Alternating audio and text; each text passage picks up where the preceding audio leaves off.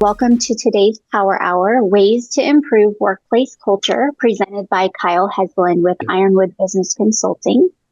My name is Becca Blake, and I'm the Director of Communications at the Chamber, and we are thrilled that you are here with us today.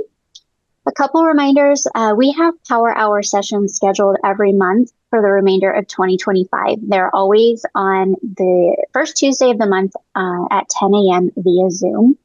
And we also record each session, and we'll be adding those to the online resource center in your member information center. So if you ever miss a Power Hour, you can always go back and watch it later.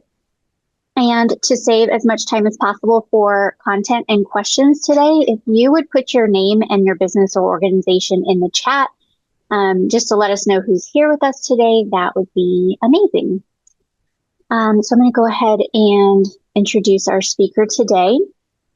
Kyle Heslin specializes in providing expert advice and guidance on all aspects of human resources, including recruitment, talent management, employee engagement, employee relations, workplace investigations, employer branding, and compliance. Kyle is known for her strong communication and interpersonal skills and is skilled at building trust and rapport with clients and colleagues alike. Kyle holds a Society for Human Resource Management, or SHRM, Certified Professional Certificate. She also has a SHRM's Workplace Investigation Specialty Credential, a Private Investigator License, and was elected to the Lewis and Clark SHRM Board of Directors as the 2024 and 2025 Communications Chair. She also received a Mental Health Ally certification from Psych Hub and a Diversity, Equity, and Inclusion in the Workplace certification from the University of South Florida, Muma College of Business. And then she also graduated summa cum laude with a Bachelor of Science in Public and International Affairs from the University of North Carolina. Kyle now lives in St. Louis, Missouri. And Kyle, the floor is all yours. Thank you so much, and thank you for that introduction. But good morning, everyone. Again, I'm Kyle Heslin, and today we're going to be talking about probably my favorite topic in all of HR and people relations, and that's workplace culture. What my goal is today is to make sure this is new information, because I think we've all sat in a couple of different presentations or trainings about culture, and we hear a lot about, I think, repeated themes and not the most unique or innovative advice. So I'm hoping that this is a little bit different than some of the past trainings or presentations that you've had. And I'm hoping it can help create real, meaningful change that drives engagement, retention, and business performance, if that's what you're here for. Just a reminder that recording is in process. We do this in all of our presentations, and that it is being recorded for quality assurance, future reference, and training purposes. And the other disclaimer that we put on all of our presentations is that the content provided in this webinar is designed to offer general guidance and information about current laws and best practices, but we are not legal experts. So if you have any legal questions, we suggest that you consult a legal professional or appropriate authority. Before I kind of dive in, I wanted to do a quick pulse check. You can write this in the chat if you'd like. You can just think about it to yourself. But a question I wanted to ask to start off this presentation is, in one word, how do you think your team would describe your organization's culture?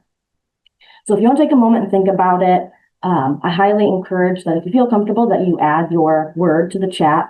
But I'm asking this because culture is experienced. It's not declared, and it is every day, the words that we say and the themes and the leadership and the core values that we represent. So if your word is collaborative, fantastic. If it's innovative, fantastic. But it's also okay if it could be stressful just today in itself, or even stuck. Whatever it is, that is a good place to start. And if you want to elevate your culture and you think it needs a little bit of a change, then you know exactly where to start. And there might be a word that you find at the end of this presentation that you want to strive for. First and foremost, what do we mean when we say workplace culture? Workplace culture refers to the shared values, beliefs, attitudes, standards, behaviors, practices that characterize an organization. So it is the personality of your workplace. It's the social and the psychological environment in which your employees work, where you work, where the entire team works.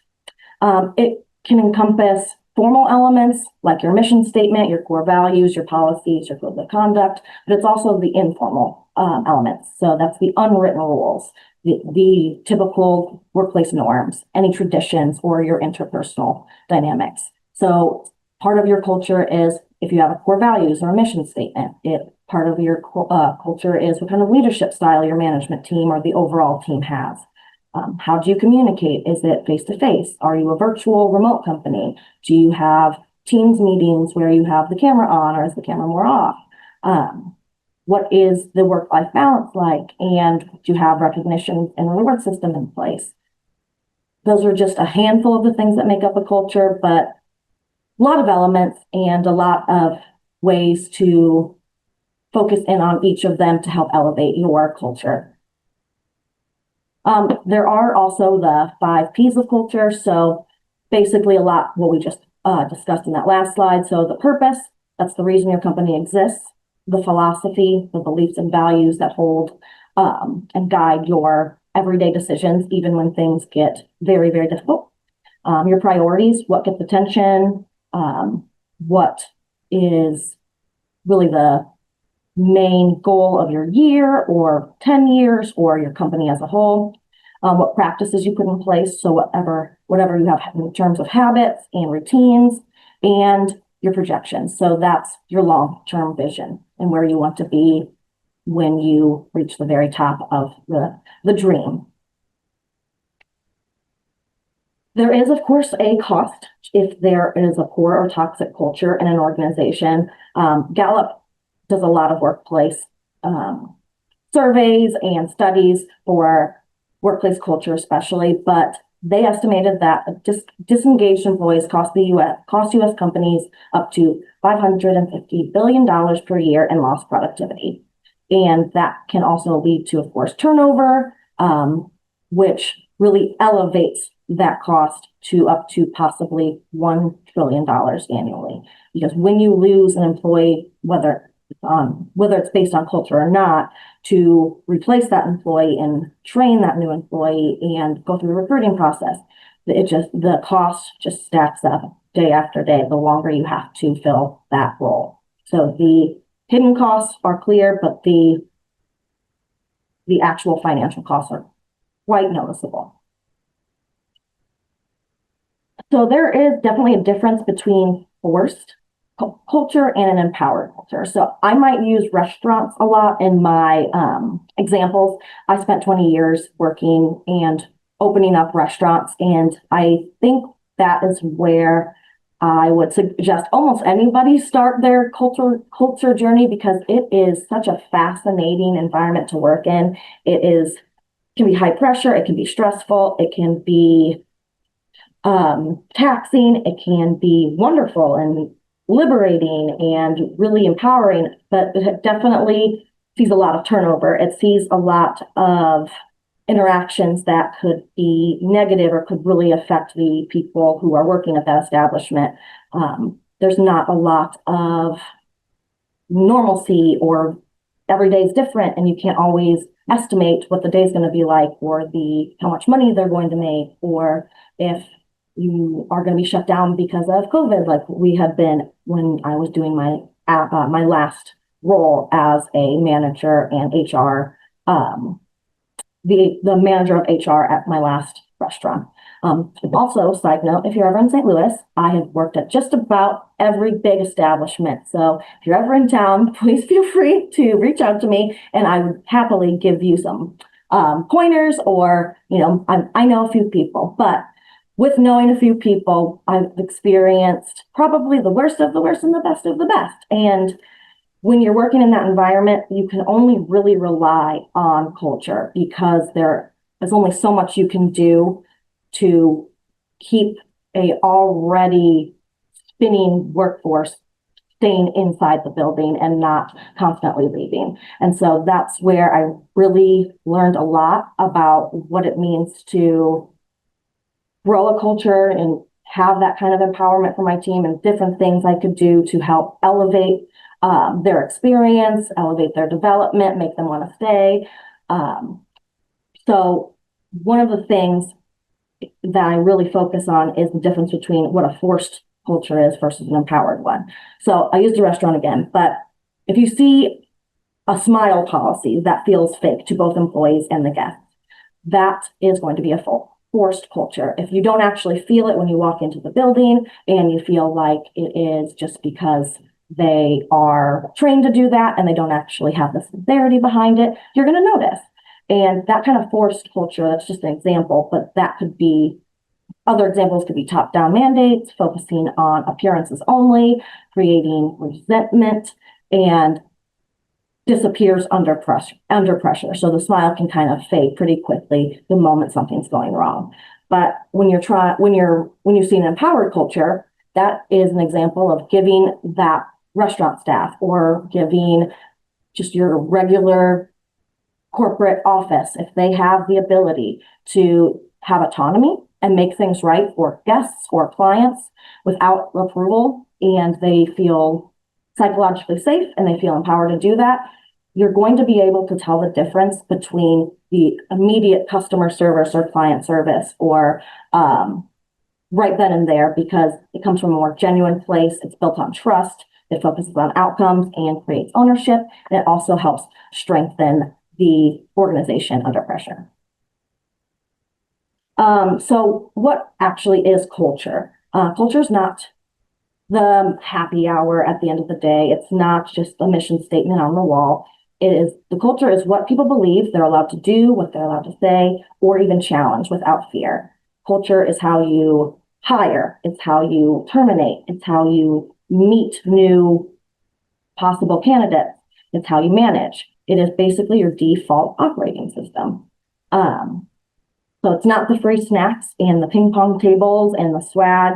It is the day-to-day, how everyone feels when they wake up and they come into work. And something that's really important is that it can be defined on what you tolerate, what you celebrate, and what you replicate. So behaviors, a great culture is fantastic, and there's so many wonderful things you can do. But if you are tolerating behaviors that go unchallenged, then they can accidentally become the values of your core values that you're not necessarily trying to have within that organization. A couple of really fantastic experts in the field of company culture are just, in my opinion, there's many, many more, but I really pull a lot from Simon Sinek and Brene Brown. So if you ever wanted to do a deep study into two people who really have interesting ways to navigate culture and improve employee culture, I highly recommend them, but there are many more. But just looking through the two different lenses, in terms of Simon Sinek, he says, culture is the manifestation of your why in the behavior. So why your company exists, why you're getting up and doing that every day, why are you here, and what are you trying to do? And that can be contagious because the purpose is felt and not just told. And the why must be integrated into every daily operation. And then Brene Brown has a very fantastic method of going about culture. And she said that is shaped by your team's ability to engage in brave conversations. So that she focuses a lot on that psychological safety and really highlighting that vulnerability and courage will create the most authentic connection. So having those hard conversations and being transparent.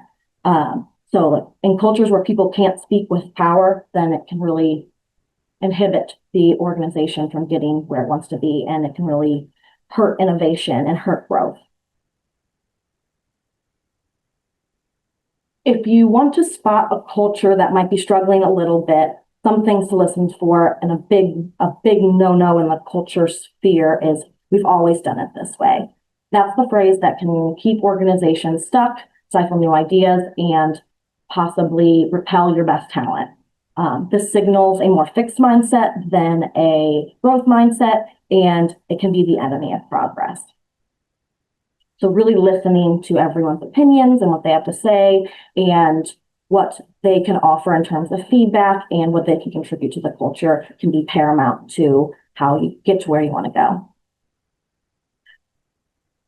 Right now, we're dealing with some really interesting cultural disruptors in our workplace. We have AI, we have remote work, we have hybrid work, we have a variety of different generations in the workforce trying to navigate the new workplace landscape.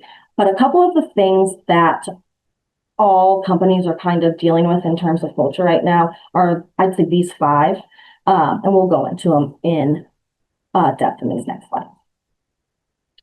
The first one is the age of hyper transparency. So your culture is truly on display 24/7, whether it's through Glassdoor reviews or Google reviews or LinkedIn posts. Clients are watching, employees are watching, the social media is watching. So what happens inside your company no longer stays there. And so any gap that there might exist between what leaders say and what employees experience could be immediately visible to the world. And so any silence or secrecy could build breed distrust, and transparency is really the name of the game these days. And then the next force that we are dealing with currently is wellness without walls. Mental health is no longer, it's not just a bonus, it is a safety plan, it is your infrastructure, it is a necessity, it is what every person will, not every person, it is what so many people will focus on now and see what kind of mental health leave or mental health resources or how much a company values mental health. It's very, very high priority to so many job seekers. And it has to be really ingrained in organizations these days, which it might not have been such a high focus in the past, but that is no longer the case. And it can never just be a bonus. It has to be truly part of your infrastructure. And they say that culture eats burnout for breakfast. So if you have a very good culture, then there is less likely a chance that burnout will go through your workforce and that it will remain productive and innovative, and there won't be a lot of those procrastinating or calling out, a lot of absence, things like that. One thing we're noticing a lot is that Gen Z, they are not afraid to say, I need boundaries. And so when they are coming into the workforce, we're just seeing more and more focus on mental health as a necessity and a requirement for their future roles. The other force is the belonging gap. Diversity without belonging is really just a declaration. People don't want to be included as a checkbox. They want to be included in the conversations. And belonging means being able to challenge, contribute, and show up fully as who we are. And if you approach this the right way, it can really drive belonging, drive engagement, drive retention, and innovation. Some examples of Gen Z won't say if they feel like they're just a quota. They want to be recognized. They want to be heard. They want quick feedback, and they want to make sure that they are not just there to be the tech person or run the social media. They have a stake in the actual game day in and day out. And that's going to go the same way for even baby boomers. They don't want to be a quota as well. They want to do their work. They want to have guidelines. They want to have their feedback in the way that best helps their mission of finishing the day's work and getting to have a job well done. And then we have our millennials who require a lot of feedback and coaching, and they would like quicker feedback than maybe some of the other generations. So being seen for the different importance levels that each generation has is very important to adapting to how the workforce is now. And everyone is really leaning on psychological safety to enable those diverse perspectives to be heard. The fourth force is outcome over optics. So there is Performance cultures are going to always beat performative cultures.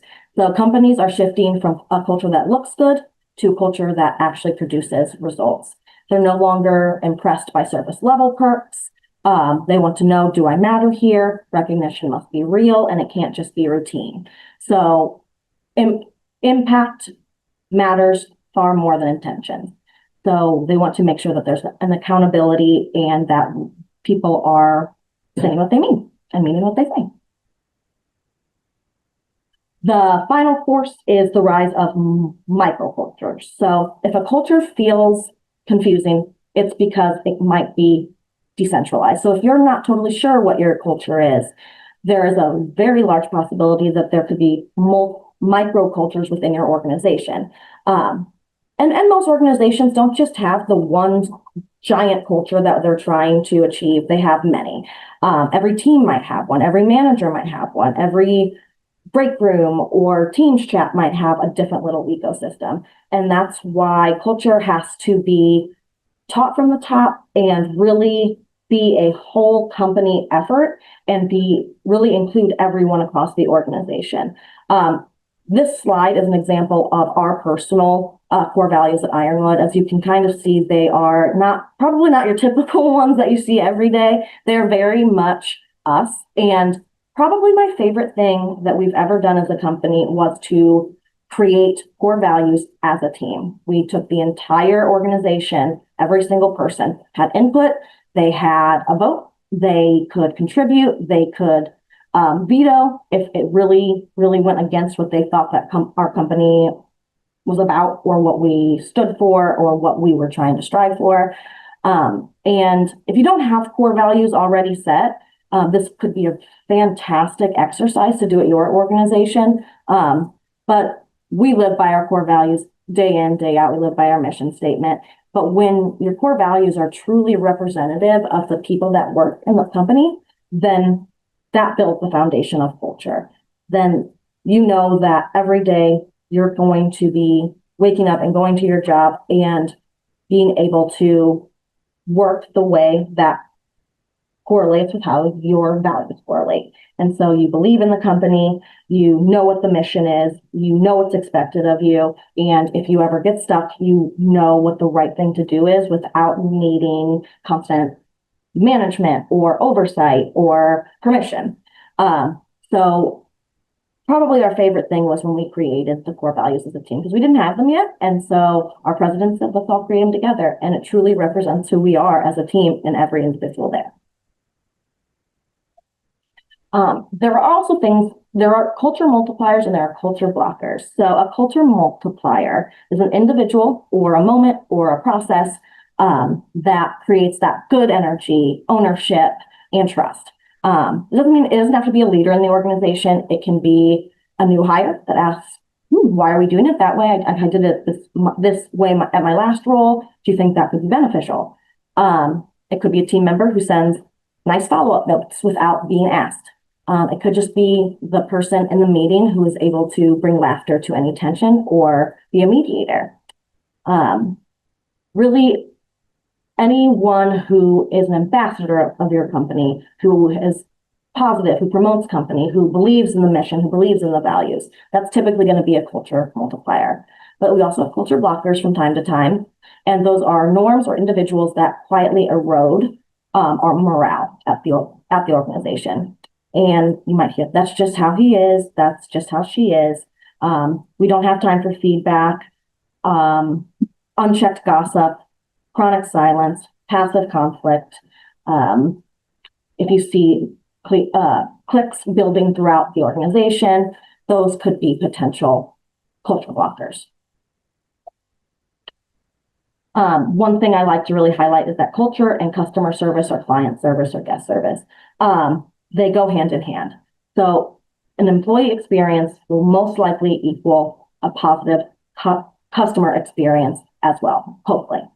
But engaged employees are 10 times more likely to go above and beyond for your clients or your customers, and they have 21% higher productivity and 20% higher sales per Gallup. It's also easier because they have aligned values, so they're consistent, they're authentic in their interactions, and customers can really feel that difference. And they bring empowerment. Employees with autonomy resolve issues faster and create that wow moment that really could bring your clients or your customers back, or really get you that sparkling Google review. They are the kind of the difference makers. So there's internal customer service and there's external customer service, and they truly go hand in hand. So how we treat each other internally will most likely affect how we're able to provide for our clients and customers externally.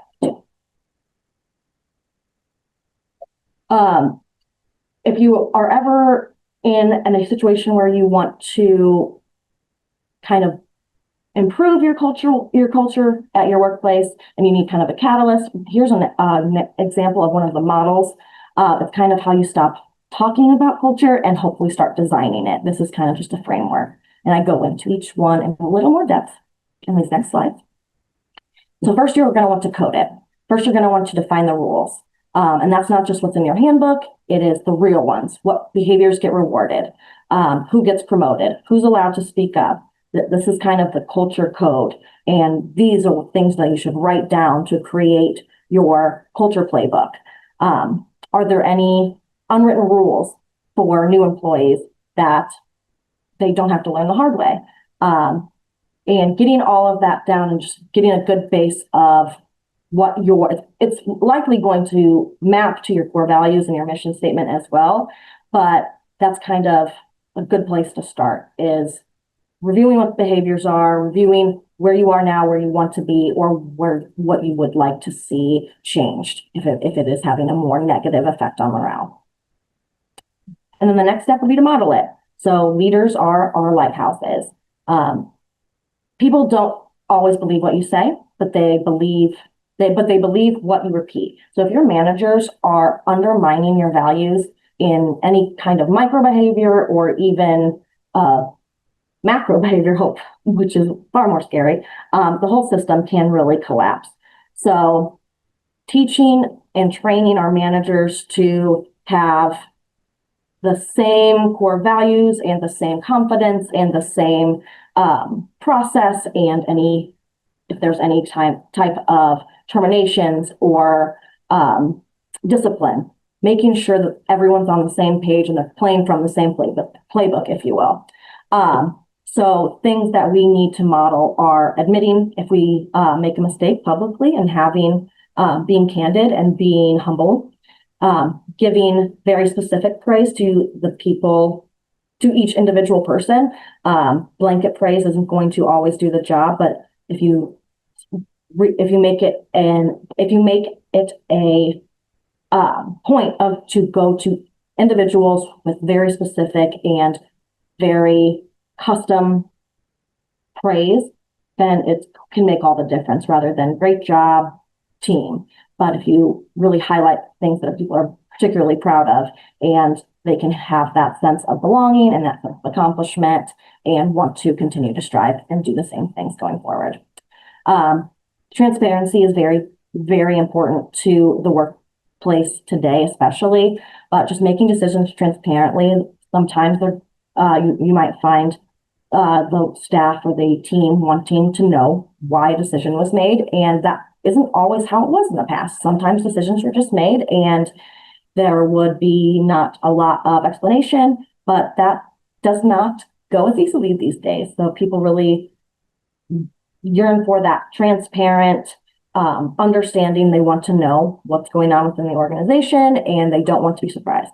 And then also modeling workplace or work-life boundary, or also demonstrating work-life boundaries in our managers and our leaders, and not having someone burning the midnight oil and sending those 3 a.m. emails, which if they'd like to work at that late at night, that's absolutely okay. But if it becomes something that an entire team is seeing, they're going to start to believe that is what's required of them, even though it could be just a personal preference. I know we have individuals at my company who really just do better work at night, and that's when you might get a ton of emails, but they would never expect them to be responded to. But that sometimes if you are new to an organization or you just don't know, they might think that becomes the expectation. So just having everyone being sure that they are exhibiting the same and modeling the same behaviors. And then you're going to want to build it. So this is building actual rituals and not just rules and not just policies and codes of conduct. Establishing rituals that reinforce your desired culture daily and not just on special occasions as well. So everyone might be able to really join in on the holiday celebrations, and that might be a really fantastic event that week or that night, but we really do have to build those kind of rituals in our everyday or every week, hopefully, kind of workday. And so examples can be very, very small. They do not have to be anything dramatic. That do not have to be anything that costs money. They do not have to be anything that takes really time. It's just putting these into our daily calendars to try and do can make all the difference. So that could be establishing weekly wins and whys. So surveying your team or your department or your entire organization on what wins that they achieved that week and being able to highlight the wins and having it celebrated and making sure that everyone across the organization knows, especially supervisors and direct reports.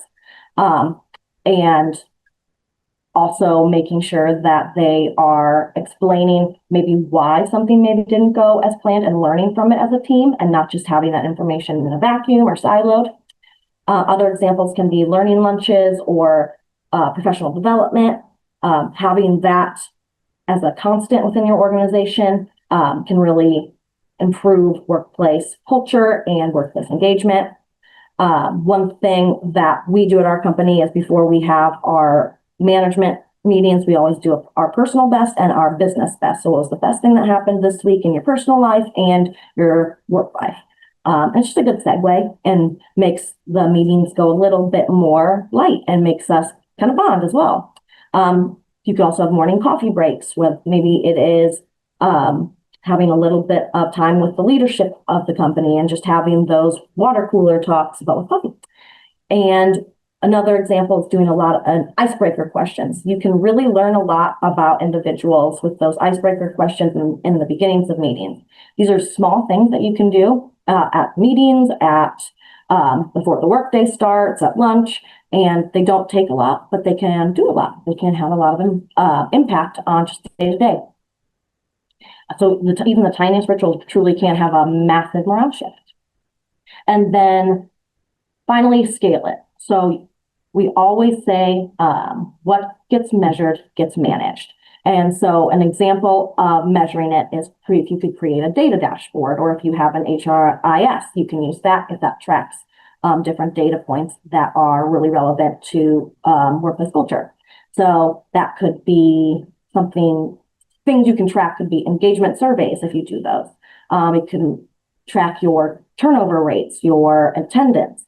You could track if individuals are coming to the company events or the free trainings that you deliver or whatever other examples that you might be able to find in your own specific organization. And you can then say that culture doesn't, you can't just say culture matters. You actually have to track how the things that you're putting in place or the things that are becoming those roadblocks or those blockers could be negatively affecting the culture, because you can't get much more objective than just the data that you see and the trends that we're seeing. And some quick examples of what you can try now, today, tomorrow, if you want to start possibly shifting your culture immediately. These are a little bit more involved than the tiny rituals that we were talking about, but these are just a few examples if you were looking for quick changes or some ideas. So the first experiment is This Is How We Work user manual.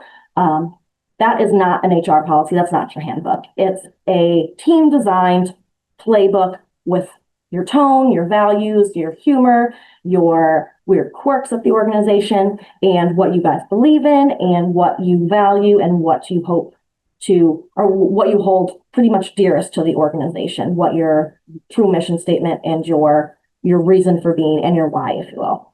And included in that could be decision-making norms, communication preferences, meeting protocols, real stories that exemplify your values. This is truly a handbook or a manual on how to operate within the organization. And it's mostly for people who are new to the organization, but it could also help establish between those who are already there the true foundation of what your culture represents or what you'd like it to present. And it can be really helpful to establish just your personality as an organization and what kind of things you want to strive for, what things can be worked on, or what you really value the most. Another experiment that you can implement quickly is a good news report. So that's encouraging the team to report when a coworker exemplifies the company's core values or goes above and beyond. What that will do is normalize feedback as routine, and feedback is helpful. It's a necessity for growth. It helps everyone across the organization improve and elevate and innovate. It creates cross-team connections as well if it's company-wide. And it can prevent feedback hoarding, which there can be lots of things that we see day to day and that we don't speak upon, but it could make all the difference to just the employee's day to day and also the organization's overall mission or something they want to implement. So we actually get that feedback and we see the great things that our team is doing, and we are able to celebrate them, and it's a win across the board. And it helps develop coaching skills across all levels as well. Another experiment is just I think everyone's probably at least seen it at some workplace if you don't have one at your one currently, but just whether it's a bulletin board or a digital wall of fame, but just highlighting employee wins from the organization itself, from the leadership, and any behind the scenes moments that embody your core values. That can be a dedicated team, Slack channel, or email list that you share your big wins, and personal and professional, or anything really fantastic that's happening at the organization between the teams. It can be on the office TV displays. It can be on screensavers. It can be announced in a weekly team newsletter. It can be announced in your company newsletter if you have one. It can be posted on social media, or it can be an actual physical bulletin board. That's just a really quick way to highlight small things, and I think everyone enjoys seeing their accomplishments being kind of broadcasted. Some people might not. It depends on how they really like to receive feedback, but it very rarely do I think it would really be a negative feeling to see your name being celebrated. And then experiment 4 could be a team autonomy audit. And so that is a process where everyone gets together, and especially the leadership and management team, and they say, where are we over engineering our trust? And is there any way we can remove these roadblocks or remove unnecessary approvals or requirements or things that halt our business from moving forward that are unnecessary? And so an example of this kind of process or this kind of exercise is if you list all your approval processes. So is there an approval process for requesting off? That's pretty normal and pretty required in a lot of organizations, but that's just an example. Is there an approval that there has to go through 3 editing teams or 4 editing teams?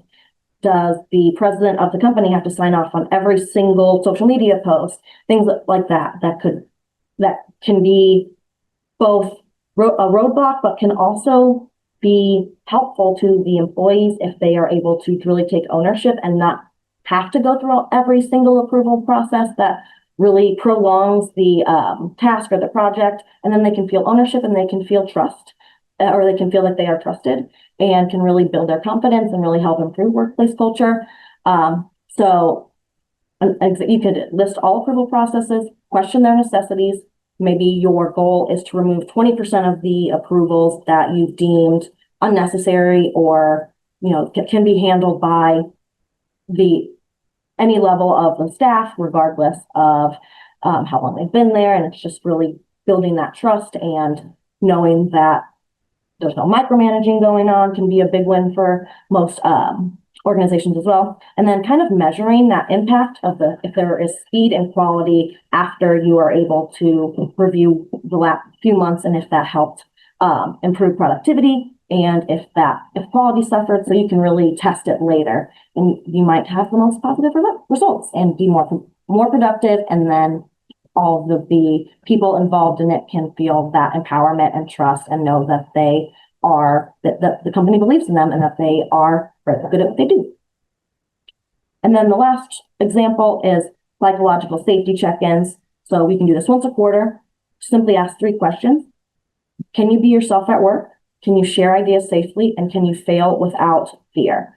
And then potentially measuring these responses over time and addressing any gaps that you might see in having specific intervention if there is a problem. And you see a lot of responses coming back with that no, they can't be themselves at work. They do not think they can share ideas, and they're terrified of failing.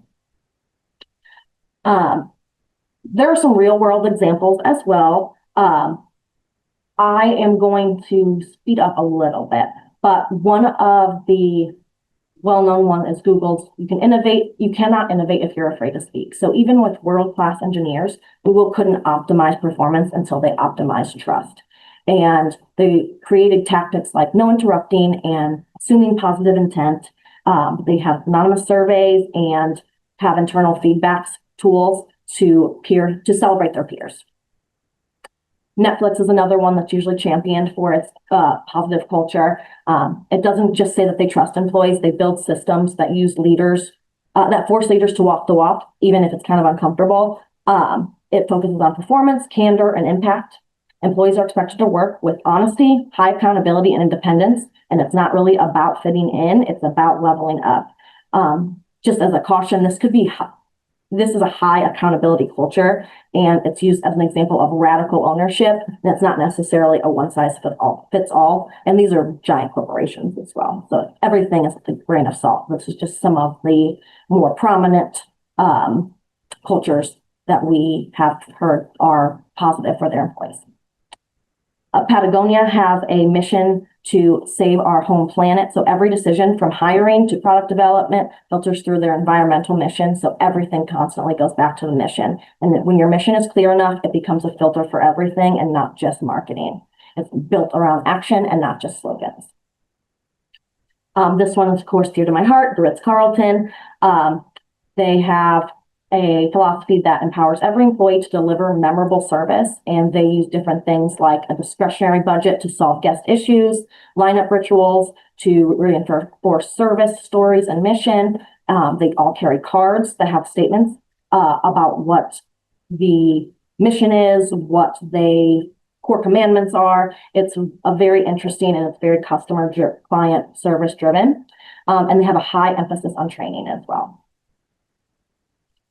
This is an example of a cultural turnaround. So Microsoft used to struggle a lot. They went from a fear-based, siloed empire to a very collaborative, purpose-led workplace.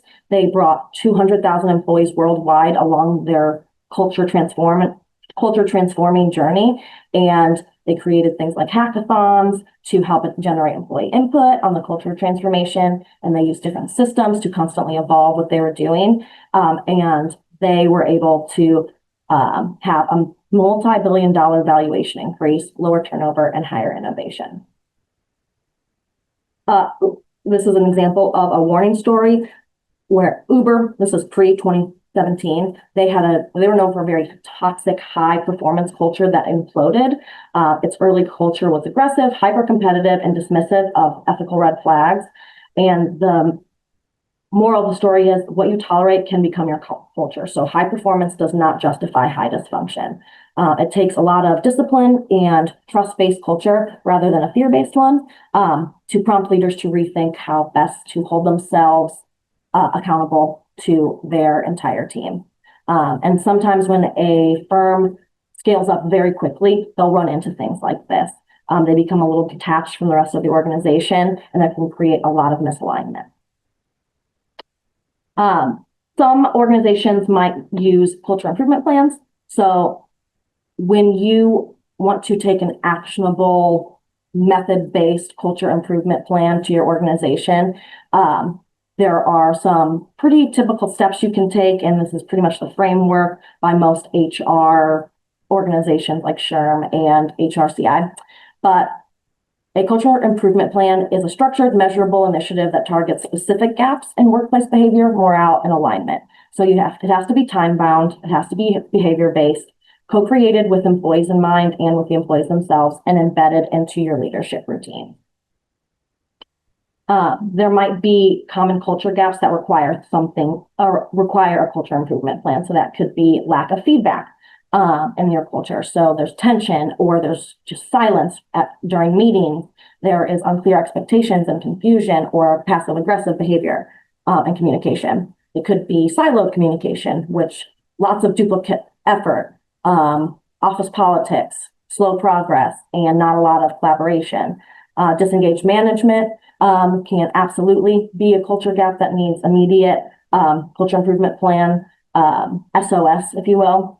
There could be a fear of speaking up, low trust within the organization, and problems hidden under the crisis.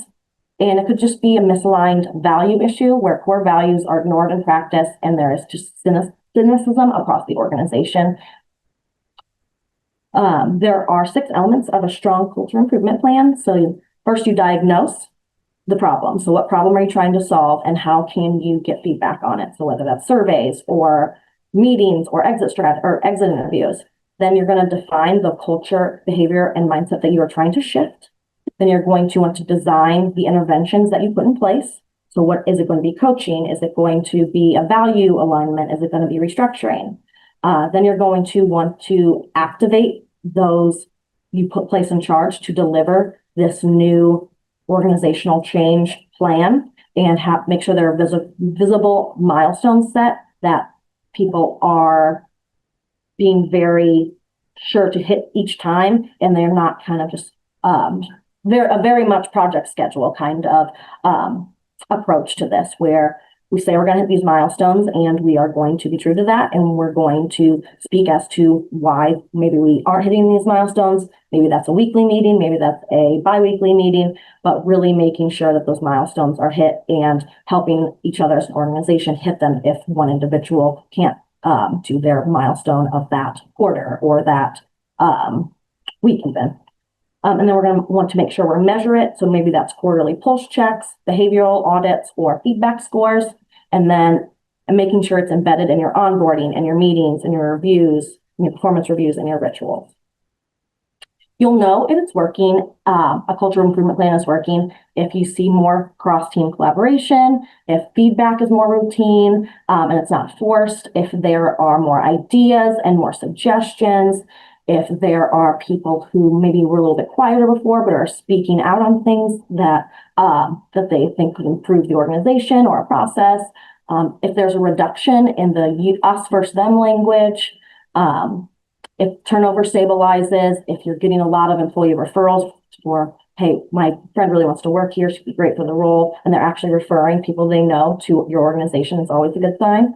And the cultural stories shift from surface level perks to that deeper purpose, and that really proud to work at that organization and just having the highest compliments to say about everything. It happens day to day.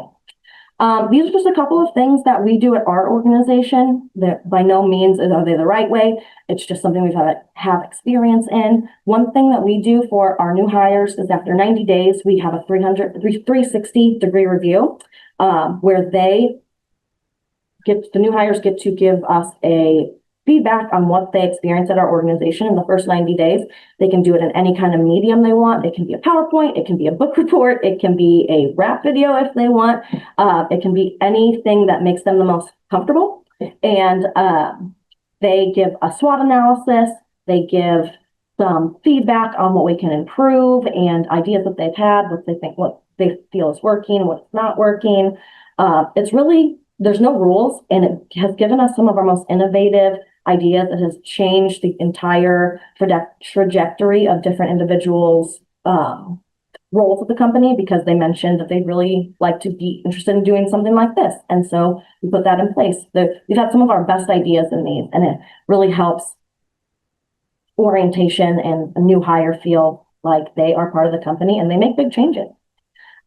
We have internal development plans. We have lunch and learns. We have required trainings. We have short inspirations where we teach each other. We all learn something about whether it's a technology software, whether it's a principle, whether it's like something with regulations. We learn it and we teach it to each other. We do predictive index assessments that gives you a insight into the different personalities that are in terms of workplace communication. So there's 12 profiles, I believe, and it helps you with communication. It helps you understand how people work best. It helps you see what kind of roadblocks might be between two different individuals and their communication styles. It really helps people become their best and do their best and give insight into why we operate different ways at work and have different personalities, kind of approach different things. It's really helpful, and we take it all with a grain of salt because something's kind of like a horoscope kind of thing, so you have to be careful, but our organization grew a lot from it, and we really have a better understanding of each other. Of course, there's company events and group meetups.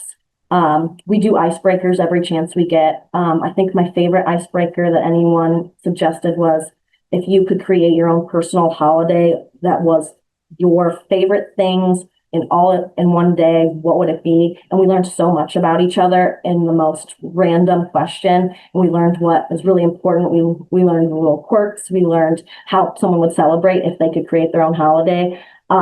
It was really telling. And then we created little images of everyone's special holiday, and it was small, but it really just, I still remember it, and I believe everyone still remembers it. So the smallest things can make the biggest impact. We have state of the departments every quarter where we have all of the departments speak to what they did, what went well, what went wrong, any suggestions that they have. We make sure to follow up with those suggestions and never let a single suggestion or question go longer than a couple weeks without an answer or a process.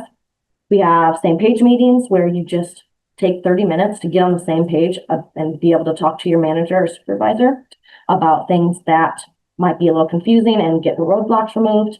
We have manager one-on-ones. We have donations and volunteering give back initiatives, which really helps build that purpose and that they're proud of where they work because they get to do things like this, and it's nice to be able to do something kind with the success that we've had. We have employee milestone programs and engagement surveys, and we always make sure that the people who are in charge of our recruiting and our orientation are the ambassadors of our organization. But to kind of sum it up, the bravest cultures typically win. So as you leave today, consider what culture experiment will you take back and why. If there's one culture metric you could start tracking next week or this week, and what would it be? And who needs to be a part of your culture conversation? But culture's not fixed. It's very fluid, and it's not, the question is not, do we have a good culture? It's, are we actively shaping the culture we want? Or are we passively inheriting the one we've allowed?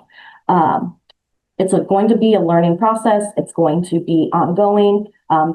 Basically, you just talk about it, you adjust, and you repeat. You don't need to find the perfect culture. You just need to have the conversations. And the best cultures aren't found, they're forged conversation by conversation. This is the quote that I really like about workplace culture and how to achieve what you want from your organization. I am happy to take any questions you might have, or if you have any comments at all about your own culture and have any suggestions, I'm sure we'd all love to hear it. So I actually have a question.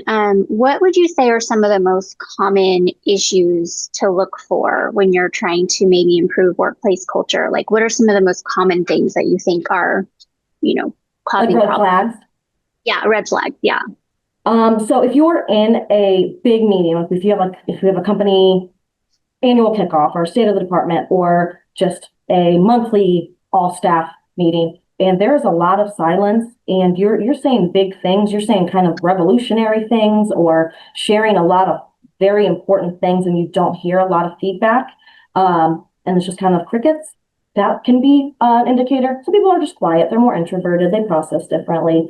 But if it's constantly just crickets when there are big things happening within the organization and big announcements, that has the connotation that people are afraid to speak up, they're afraid to say anything because they're probably a little shocked, they didn't expect it, so they feel a little like there's no transparency. That would be one. If there is clicks, if there's high levels of gossip that you're hearing, venting day to day, that's everyone does it. Everyone vents a little bit. But if it's constant and it is growing and you're constantly hearing from this person and that person, that means there's a problem, and it could be going throughout the organization if you just let the one person bring down morale. So if you see one person constantly doing it and then it kind of rippling across the organization, that's a big red flag.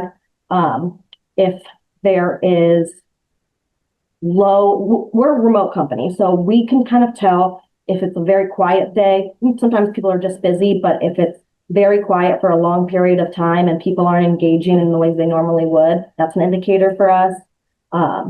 Short, to the point, no conversation, no connection. People are just not really involved in any of the engagement activities you might be putting on. Those are typically some of the big things I would notice. Awesome, thank you. And then I kind of was thinking too, I know a lot of your employees are remote, if not all of them, right? And I think that's kind of more and more common with businesses these days. So what are some ideas or suggestions maybe for building a strong culture when you have remote employees, or maybe even just among like multiple locations where you're just not always in front of each other every day? It is hard.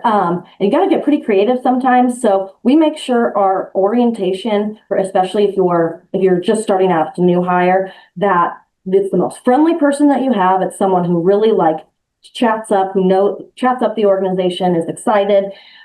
Their profiles, if you do a predictive index, would be a promoter and a persuader. In case you want to try that, highly recommend. But there are the cheerleaders of the organization. So making sure everyone's first day is really encouraging and welcoming. And then maybe you could have, if you have different sites, you can have competitions, or you can have scheduled get-togethers, or you can have book clubs, if you will. We have tried the book club. It's hit or miss. But we have a lot of different activities, like we all do the March Madness bracket. We all do, I did an Easter egg hunt on SharePoint, if you're familiar. It's really hard. And one of Mitch, our smartest HR guy, he found them all immediately. We do themed days where we just dress up in ridiculous outfits depending on the themes, even though we are at our desk and see no clients. So it's probably good. Just getting creative, maybe having an engagement or a party committee, people who are really really excited to do those things. They'll come up with the best ideas you could ever, they'll come up with the most unique ideas if you let them. But that's really how we kind of operate. A healthy competition goes a long way. And it can be friendly competition. We did a virtual 5K where we all ran from our homes, but we all trained together, and it was great all around. Highly recommend, even though I did not like to run, but it made me run. No, that's awesome. And I think too, maybe just remembering giving people the opportunity to share their personality and just get to know each other on a personal level, I think goes a long way. And just getting creative on providing opportunities to do that maybe when they're, in different locations. So, absolutely. Yeah. If you're ever in need of ideas, I have many. From the restaurant industry to remote work, I like the creativity has to be, they're not all ideas by any means. It's from brilliant people I've worked with, but they can be difficult to get people engaged and keep people in the role and keep people not feeling isolated or low morale. So I have plenty of funny ideas if anyone wants them. Always happy to share. I want to thank everybody for joining us today. And Kyle, thank you for putting this together. This was fantastic. I have lots of great ideas and things that I hadn't even considered, which is awesome.